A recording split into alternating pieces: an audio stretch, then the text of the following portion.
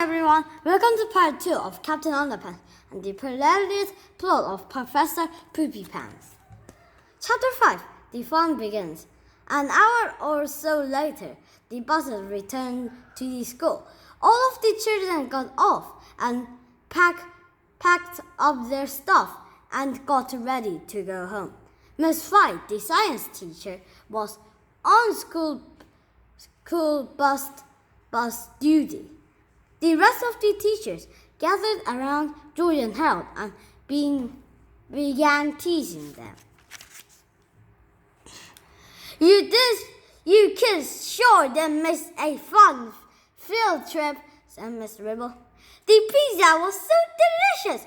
Too bad you didn't get any. I wanted to bring you back a pizza, said Mr. Mina, but I ate it on the bus.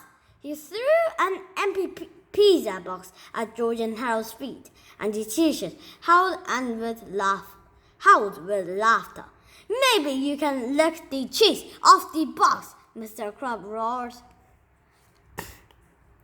The teachers eventually got tired of taunting George and Harold, so they retreated to the teacher's lodge to relax.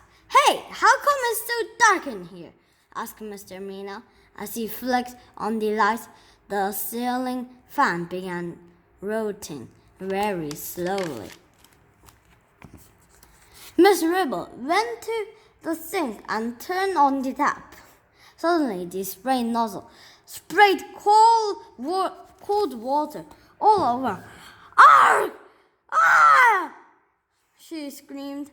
Somebody turn the water off! The others sprang up to try to help. They all got sprayed too.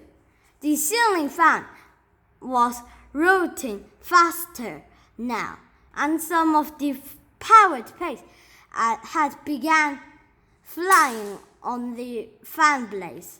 The teachers stuck with the tap, pushing and shoving each other. Finally, somebody turned the water off, but not before everyone was thoroughly soaked. The ceiling fan was now spinning at full speed. All of the powder on the fan blades had been flung off, and it was now floating down onto the wet teachers. Hey, what the? Cried Mr. Mina. What's all this sticky stuff? Yelled Miss Anthrop. By now, all of the teachers were covered in gooey sticky paste.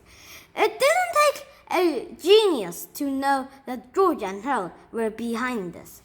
Those brats had better not touch my diet cola, Miss Ribble shouted.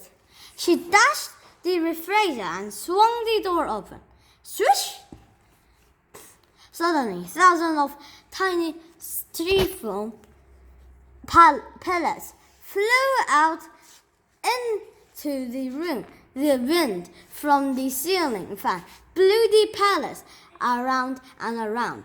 Naturally, they landed on the stickiest thing in the room. The teachers!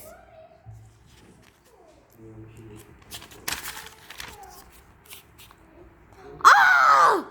Screamed the teachers. They ran out of the teacher's lodge, screaming and yelling. George and Hal saw what looked like a group of giant evil snowmen and heading straight towards them. I got a good idea, said George. What? Asked Harold. Run, said George. Chapter 6. Bye-bye, Mr. Fight. The next day, George and Harold's science teacher, Mr. Fight, knocked on Mr. Crup's door. What do you want? Barked Mr. Crup. I've come to resign, said Mr. Fight. I just can't take it anymore. Hold on, pal, said Mr. Crup. Being a teacher is hard work. You can't just quit your job when things aren't. You don't understand, said Mr. Fight. I think I'm cracking up. What do you mean? Asked Mr. Crop. Well, said Mr. Fright, it all started a few months ago when I had this dream that I got eaten up by a talking toilet. Then I started hearing cats and dogs meowing and growling in the classroom.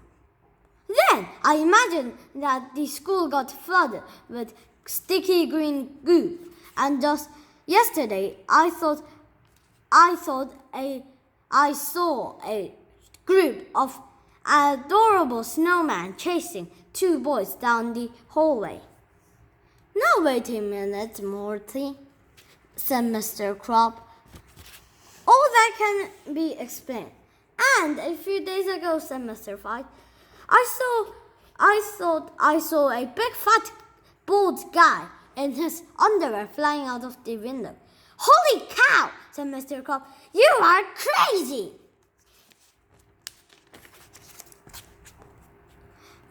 So Mr. Fright handed in his resignation and left John Hortworth's elementary school for the greener pastures of the Pequot Valley, home for the relay challenge.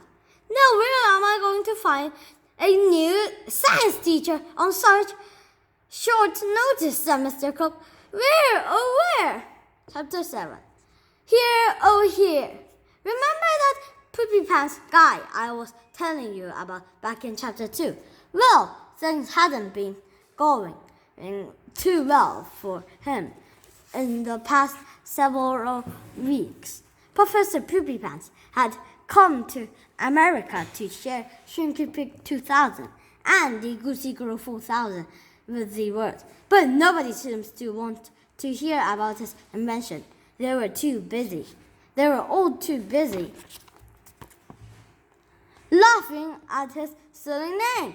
Poor Poopypants had been laughed out of every mature scientist eternity in the U.S. He's been giggled out of Georgetown, howled out of the Harvard, yonked out of Yale, snickered out of Stanford, and chuckled out of Chattanooga State Technical Community College. Ha ha ha ha, hee hee hee, ha ha ha. Professor Poopypants was running out of money, and there was no place left for him to turn. Then, one day, the professor walked into a New York coffee shop and picked up a newspaper. And like a message from heaven, Poopypants found his answer. That's it, he cried. I'll be an elementary school science teacher. I'll work really hard, and soon people will come to respect me and see what a genius I am. Then I can introduce my great invention to the world. Poopypants was certain that the one place people wouldn't laugh at his name was at an elementary school, 'cause I'm so expecting and loving, he said. You can always count on the sweetness and the innocence of children. Chapter 8. The sweetness and the innocence of children.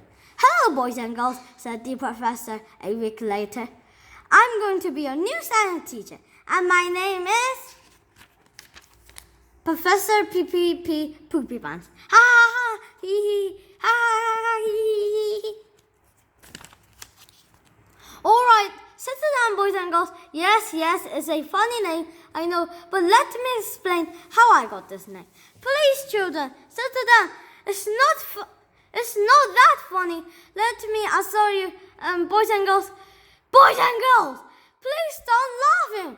All right, I'm going to count to 10, and when I'm done, I want all of you to be quiet down so we can learn about the wonderful world of science. 1, 2, 3, 4, 5, 6, 7, 8, 9, 9.5.